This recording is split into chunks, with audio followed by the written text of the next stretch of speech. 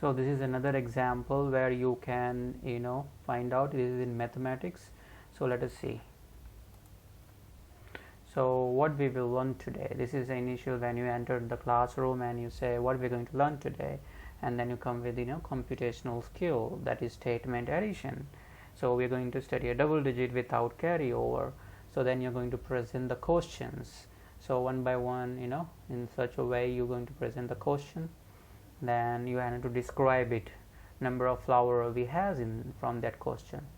And you will write 45, then again, then and how many, then you will show the plus sign and then the answer.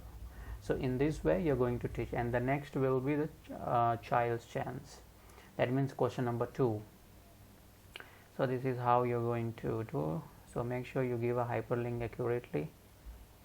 Then it's your turn. That means it's evaluation. So see here, the question reflects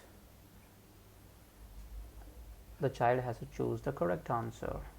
So 25 plus 14 is around, let's say this one. So you have to take this.